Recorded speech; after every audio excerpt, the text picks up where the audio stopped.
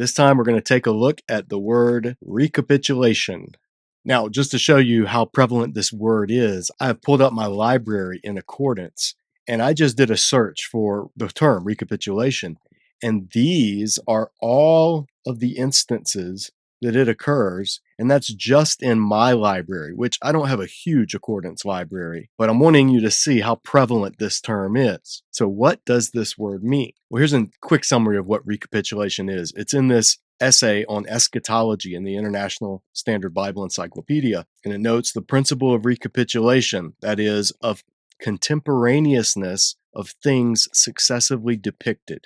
There you go, end of video. Now, obviously, that didn't clear it up for a lot of you watching this video, so let me make it more simple. Recapitulation is basically saying something, and then in the next part, saying it again in a different way. It's recycling, or it's going back to the account.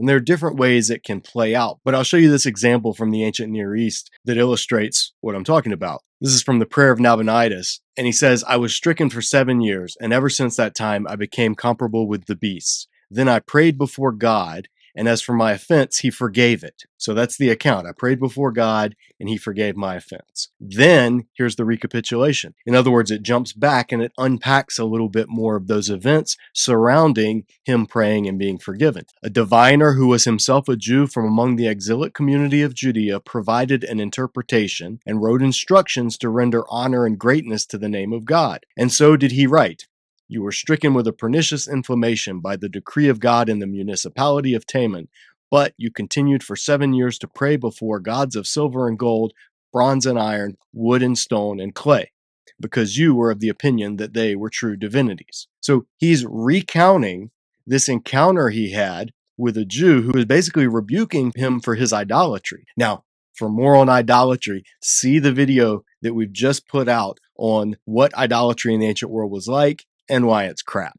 Nabonidus realized that it's crap, and he prayed to God, and he was restored. I just pulled this up as an example to show you recapitulation in an ancient Near East context. You have the event being told at a macro level, then you have a jumping back and describing the event in fuller detail. And that's exactly what we find in the opening chapters of the Bible. There's recapitulation in Genesis 1 and 2. Now, there's a lot of scholarly writing about how Genesis 1 and 2 were originally two different creation accounts by two completely different authors, the Yahwist and the Elohist, and they got then intermixed or conflated into what we know of as the Genesis account today over a period of centuries and on and on. This is not a video where I want to debunk the documentary hypothesis, but rather what I want to show you is the concept of recapitulation explains what we see in Genesis 1 and 2 to a large degree without having to posit hypothetical sources that we don't have any physical evidence of.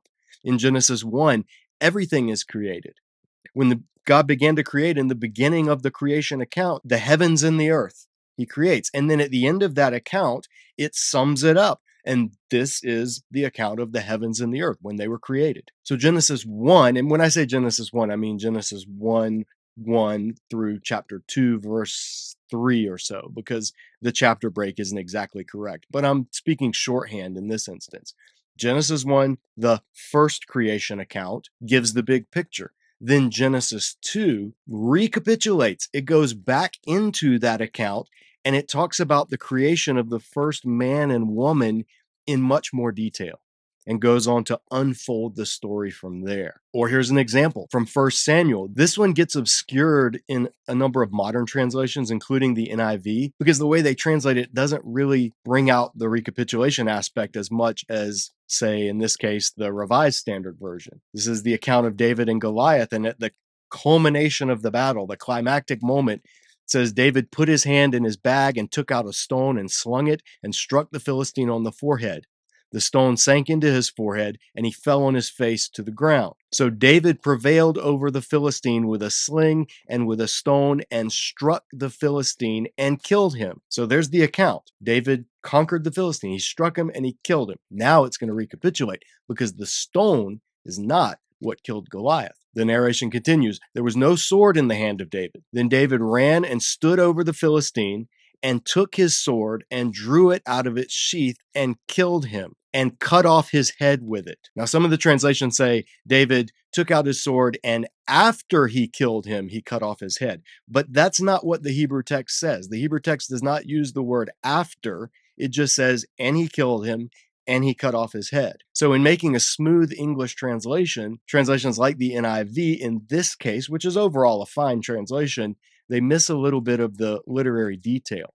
This is recapitulating the events of the battle. One of the biggest examples of recapitulation that spans an entire book comes in the book of Revelation. The whole book of Revelation is a series of recapitulating visions that alternate between what's going on in heaven and the perspective from that same thing on earth.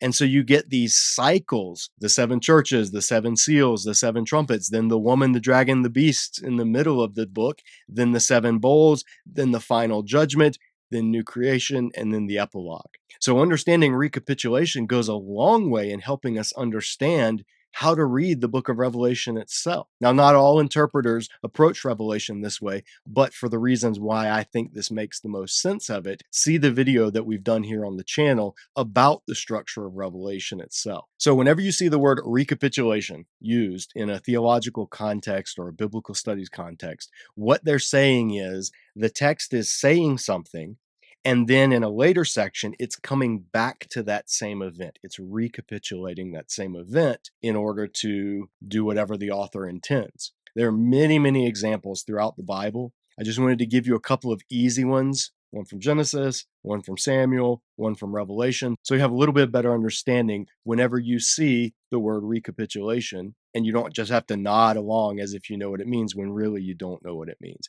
And that's how jargon works, especially in theological circles. Theologians and scholars love to say things in a way more complicated manner than necessary. Now, part of that is when writing professional work, you speak with a higher level of jargon than if you're writing for a popular audience. So I'm not criticizing scholars for writing like scholars when they're writing stuff for other scholars. But those of us who are maybe outside of the scholarly world and we like to peek in every now and then and sniff what's being cooked in the kitchen, this video is just meant to give you a little bit more of an understanding of what's being said so you can follow along in the discussions more meaningfully. I hope it was helpful. If this was helpful for you, would really appreciate you sharing it, subscribing if you haven't already, hitting the like button and the notification bell, and telling others about the ministry here at Disciple Dojo. That's all for now. We'll see you next time. Thanks for watching.